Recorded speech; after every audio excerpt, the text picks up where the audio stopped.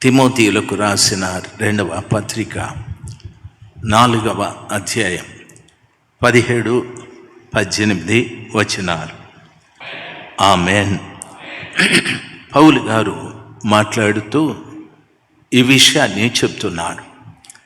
ఆయన చెప్పిన మాట ఏమిటంటే, నా ద్వారా సువార్త సంపూర్ణంగా ప్రకటింపబడు నిమిత్తమని.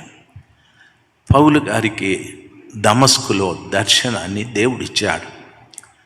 దమస్కు పట్టణంలో అననీయ అనే ప్రవక్త ద్వారా తన కళ్ళలో ఉన్నటువంటి పొరలు రాలిపోయేటట్టు, ఆత్మీయంగా స్పష్టమైన దృష్టి కలిగేటట్లు సహాయం చేశాడు. పౌలు గారు ఆ రీతిగా సర్వశక్తిమంతుడైన దేవుని పరిచర్యలోకి వచ్చాడు. అయితే ఆ పౌలు గారు చెప్పిన మాట ఏమిటంటే, తిమోతి, నన్ను దేవుడు ఎందుకు ఎన్నిక చేసుకున్నాడు తెలుసా? నా ద్వారా సువార్త సంపూర్ణంగా ప్రకటింపబడు నిమిత్తమును అని కామ పెట్టాడు. దేవుడు ఒక వ్యక్తిని పిలవడం ఎందుకంటే, సువార్తని సంపూర్ణంగా ప్రకటించటానికి, సువార్తను సంపూర్ణంగా ప్రకటించటానికి. మనము సువార్త ప్రకటించడం వలన జరిగేటటువంటి కార్యాలు, చాలా గొప్ప కార్యాలు జరుగుతాయి. నేను సువార్తను సంపూర్ణంగా చెప్తే బైబిల్ చెప్తుంది, అన్యజనులందరూ దాన్ని విను నిమిత్తమును అని అంటాడు. సువార్త చెప్తే ప్రతివాడు వింటాడు. యేసు ప్రభుల వారు ఎందుకు పుట్టారు? యేసు ప్రభుల వారు ఎందుకు చనిపోయారు? యేసు ప్రభుల వారు చనిపోయి తిరిగి ఎందుకు లేచాడు? ఇది సువార్త. క్రీస్తు జననము, క్రీస్తు మరణము, క్రీస్తు పునరుద్ధానం సువార్త. ఈ సువార్తను నీవు ఎక్కడ చెప్పినా అన్ని జనులు అందరూ కూడా దాన్ని వింటారని వాక్యము సెలవిస్తుంది. పౌలు అంటాడు, అన్యజనులు అందరూ విను నిమిత్తమును అని అంటాడు. ఈ రోజున మనం సువార్త చెప్పడం లేదు. మనము చెప్పే వార్తలన్నీ కూడా అన్యజనులను గలిబిలి చేసేటివిగా ఉన్నాయి. మనం చెప్పే సువార్తలో ఒక పనికిరాని వార్త ఏమిటంటే, యేసు నిజమైన దేవుడు, ఇంకొక ఆయన దేవుడు కాదు. ఒక వ్యక్తి క్రీస్తుని సొంత రక్షకుడుగా అంగీకరించిన తరువాత ఆయన చెప్పే మాట ఏమిటంటే, మీ ఇంట్లో ఉన్న ఫోటోలన్నీ దయ్యాలు, అవన్నీ కూడా తీసి మీరు బయట పారేయాలి అంటాడు. నేను దాన్ని అంగీకరిస్తాను. అయితే ఒక చిన్న మాట, మీరు ఎంతమంది హోటల్కు వెళ్తారు టిఫిన్ చేయటానికి, భోజనం చేయటానికి? హోటల్స్కి ఎంతమంది వెళ్తారు? వెళ్ళినారు. మీరు వెళ్ళలేదమ్మా? మరి చెప్పాలి కదా, లేకపోతే మిమ్మల్ని అందరినీ రేపు తీసుకెళ్దాం అనుకున్నా. దయచేసి వినాలి. హోటల్కి వెళ్ళినప్పుడు అక్కడ ఉండేటటువంటి మేనేజర్, ఆ క్యాషియర్ వెనకాల ఆయన ఉంటాడు, ఈయన ఉంటాడు, ఎవరెవరో ఉంటారు. అక్కడ ఊది కడ్డీలు పెట్టి ఉంటాడు. ప్రొద్దున్నే ఆ ఇడ్లీ మాస్టర్ ఇడ్లీ వేసిన తర్వాత ఆ ఇడ్లీ అంతా ఆరతి తీసి కాకిసిరేస్తాడు. తర్వాత ఈ కాకులకు పెడతాడు. మనము ఆ హోటల్లో ఇడ్లీ బాగుంటుంది, ఆ హోటల్లో సాంబారు చాలా బాగుంటుంది, ఆ హోటల్లో చట్నీ బాగుంటుంది అని తింటాం. మనం ఒక వ్యక్తికి, దేవుని ఎరగని వ్యక్తికి సువార్త చెప్పేటప్పుడు వాళ్ళ ఇంట్లో ఉండే విగ్రహాలని, ఆ ఫోటోల్ని చూసి అవి దయ్యాలు బయటికి తీసే అంటావు. నువ్వు డైరెక్ట్గా హోటల్లోకి పోయి దయ్యాలతో కలిసి తింటా ఉన్నావు. మరి నీకొక న్యాయము, వారికి ఒక న్యాయమా అన్న మోషన్? ఎన్ని హోటళ్ళకు పోయి బిర్యానీలు తింటాం. షేక్ గారు ఎన్ని హోటళ్ళకు పోయి తిని ఉంటాం. ఆయన్ను చూస్తూనే పోతాం. ఇట్రా వెయిటర్, ఇట్రా ఏమేమి ఉందో చెప్పు అంటాడు. ఆ హోటల్లో ఉండే ప్రతి వంటగాడు మొట్టమొదట సాంబ్రాణి కడ్డీ వెలిగించి బిర్యానీకి తిప్పి, ఇడ్లీకి తిప్పి, దోశకి తిప్పి ఓ కాకి అట్లా పడేసి ఈ కాకులకు మొదట, ఆ తర్వాత పెడతాడు. దేవుని పిల్లలు సువార్త చెప్పేటప్పుడు మీరు ఎంతమంది బియ్యం కొంటారు? ఇంటికి బియ్యము ఎంతమంది కొంటారు? కొనరా? మీరు దొంగిలించుకొస్తారా? బియ్యం ఎంతమంది కొంటారు? అమ్మ కొంటారు. దాని మీద వెంకటేశ్వర స్వామి బొమ్మ ఉంటుంది. ఆయిల్ ప్యాకెట్ కొంటారు, లక్ష్మీదేవి ఉంటుంది. తరువాత ఇంకొక బియ్యం మీద స్వాముల వారు గణేష్ గారు ఉంటారు. ఆ బస్తాలు తీసుకొచ్చి లక్షణంగా వండుకొని రకరకాలు పులిహోర, ఆహోర, ఏమేమన్నా ఫ్రైడ్ రైసు, పెరుగు రైసు, టమోటా రైసు, మొత్తం ఇవన్నీ వండుకొని తింటాం. అప్పుడు ఆయన నీకు అడ్డం రాడా? నీ ఇంట్లో బ్యాగ్ మీద కూర్చొని చూస్తూ ఉంటాడు ఆయన.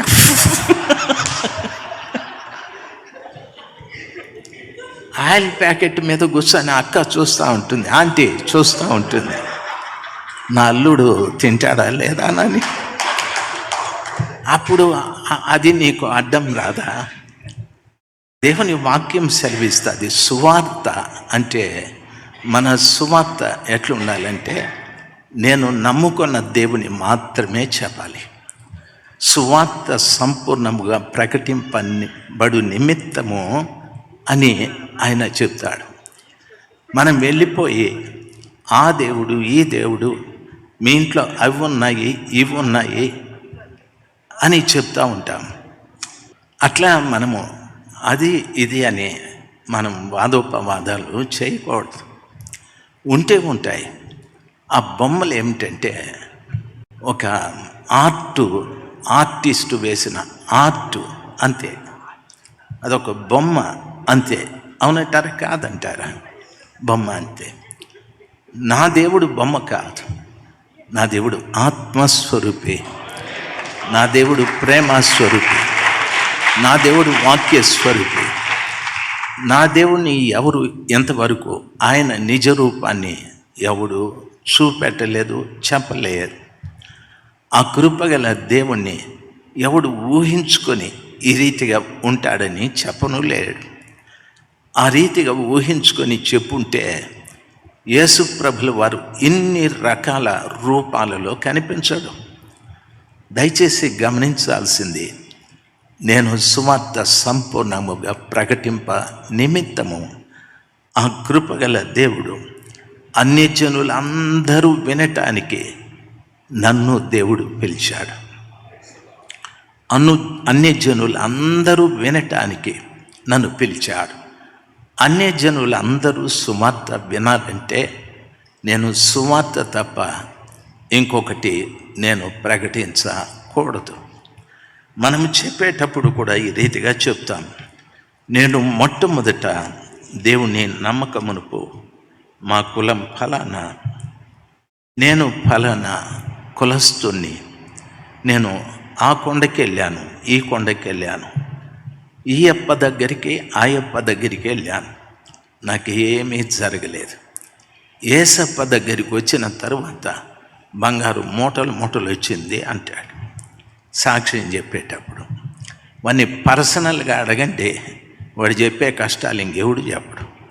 దయచేసి గమనించాల్సింది, పొరపాటును కూడా షేక్ గారు కూడా నేను ఖురాన్ చదివాను, ఖురాన్లో ఫలానా సూర ఫలానా అధ్యాయం అని మాట్లాడితే మీరు సువార్తకు పనికిరారు.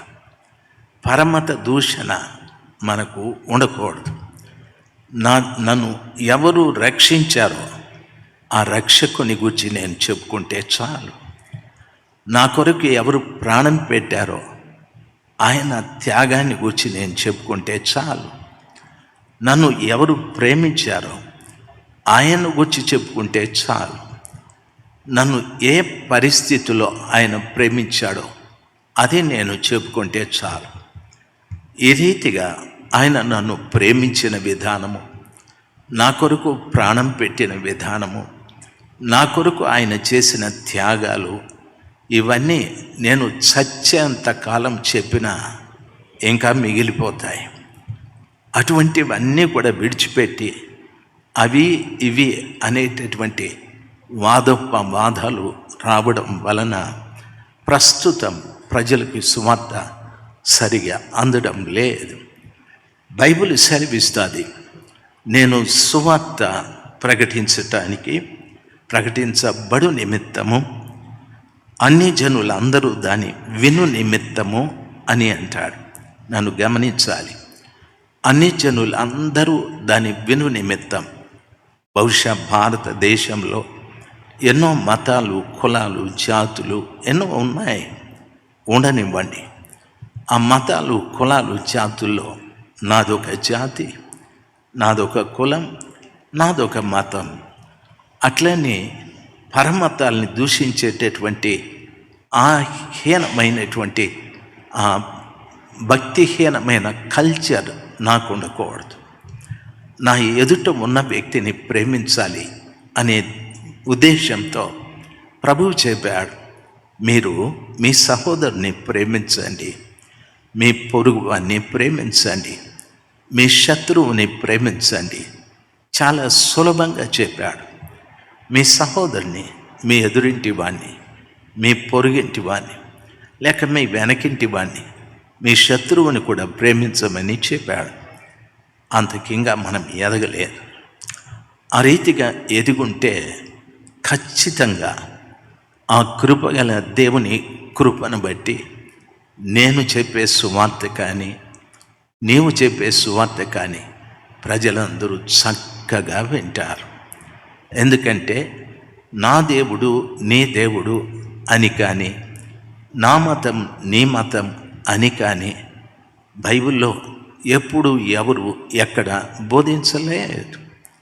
బైబిల్లో బోధించినటువంటి సమాచారం నేనెందుకు బోధించాలి? బాప్తిస్మం ఇచ్చే యోహాను గారి కాలంలో విగ్రహాలు లేవా? దానికంటే ముందు పాత నిబంధన కాలంలో ఎంత విగ్రహారాధన ఉంది. ఆయన తరువాత యేసు ప్రభుల వారి కాలంలో విగ్రహారాధన లేదా? మరి ఎందుకు ప్రభు మాట్లాడలేదు? ఆయన తరువాత అపోస్తలుల కాలంలో విగ్రహాలు లేవా? ఉన్నాయి. ఒక సందర్భంలో పౌలు గారు ఈ రీతిగా చెప్పారు. ఏమన్నారు తెలుసా? వారు ద్విపతి హెర్మే అనే దేవదూతలు ఈ పట్టణంలోకి వచ్చారని, వారికి పూలదండలేసి వారికి బలి ఇవ్వటానికి, పశువుల్ని బలి ఇవ్వటానికి సిద్ధపడితే వారు తమ వస్త్రాల్ని చింపుకొని అంటున్నారు, దయచేసి మేము సామాన్యమైన మనుషులమే, మేము ఈ పట్టణం అంతా చూసాం. పట్టణంలో చూస్తే దేవాలయాల మీద ఈ రీతిగా రాయబడి ఉంది, తెలియబడని దేవునికి అనని. అయితే ఈ రోజున మాకు తెలిసిన దేవుని చెప్తాము. అంత సున్నితంగా ప్రజలకు వాళ్ళు సువార్త చెప్పారు. మీ పట్టణాలలో దేవాలయం మీద తెలియబడని దేవుడు అని రాయబడింది. అయితే మేము ఒక దేవుణ్ణి తెలుసుకున్నాం, ఆయన్ను చెప్తాం. ఆయనే ఈ అద్భుతం చేశాడు, ఆయనే ఈ మహత్కార్యం చేశాడు, మేము కాదు, మేము సామాన్యమైన మీలాంటి మనుషులమే అని ఆ ప్రజల ఎదుట ఎంతో తగ్గించుకున్నారు. ఆ దినాన సేవకులు సువార్త ఒక వ్యక్తిలో నుండి ఇంకొక వ్యక్తిలోనికి వెళ్ళటానికి తగ్గింపు చాలా అవసరం. ఎంత తగ్గింపు అంటే, నా ఎదుట ఉన్నవానికంటే నేనే తక్కువవాడు అనేది నేర్చుకోవాలి. యేసు ప్రభుల వారితో ఉన్న శిష్యులందరూ కూడా చాలా భక్తిపరుల, చాలా నిజాయితీపరుల, చాలా పరిశుద్ధుల లేదు. వారు ఎటువంటి వారైనా ప్రభుల వారు ఆఖరి దినమున ఒక్కొక్కరి పాదాలను కడుగుతూ వచ్చాడు. తగ్గించుకున్నాడు ఆయన. ఒక ఆయన అడిగాడు, దయచేసి నా పాదాలు కడక్కండి. ప్రభు చెప్పాడు, నేను నీ పాదాలు కడగకపోతే నాతో నీకు పాలు పంపులు ఉండవని చెప్పాడు. అప్పుడు ఆయన అన్నాడు, నా చేతుల్ని కూడా కడగండి, నా శిరస్సును కూడా కడగమని చెప్పాడు.